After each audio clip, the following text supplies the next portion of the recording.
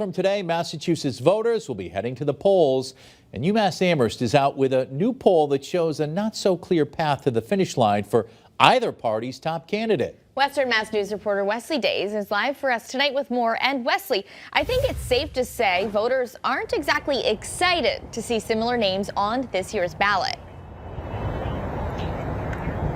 Yeah, no, they're not, Abby and Chris. You can replace those feelings of enthusiasm with ones of fear and concern. 28 days to go. I'm scared that we're not going to get what we want in the House, and everything's going to go up and the violence is going to get worse. And some voters don't know which way to go in the upcoming presidential election. In a matter of a month, Massachusetts voters will head to the polls to cast their primary ballot, that act of democratic duty, leaving some residents apprehensive here in the Commonwealth and across the country.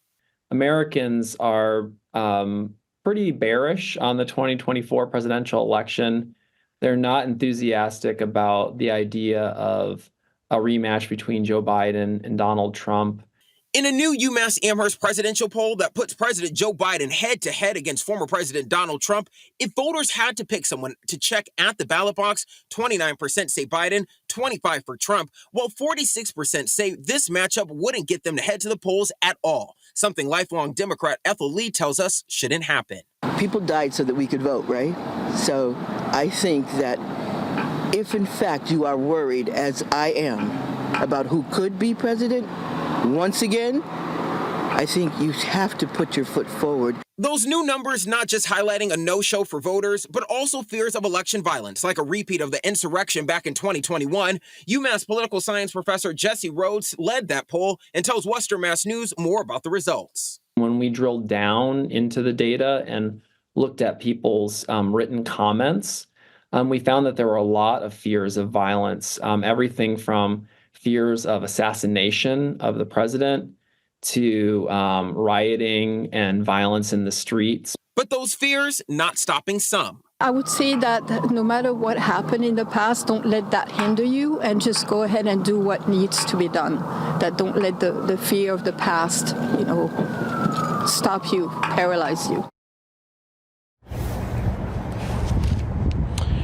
Mark your calendars, folks. That primary is just around the corner. 28 days to go, my friends. It's Super Tuesday, March 5th, and we're not the only ones heading to the polls that day. Get this, Alabama, Arkansas, Colorado, California, and can't forget about Texas and Tennessee, just to name a few of the places that will be heading to the polls on March 5th. Now, Abby and Chris, by the way, the Secretary of the Commonwealth, William Galvin, he's out with a new alert for people in the area that are trying to do mail-in balloting. But you have to be mindful that that application is due to the Secretary of the Commonwealth on February 27th at 5 o'clock. Reporting live in Springfield, Wesley Days, Western Mass News.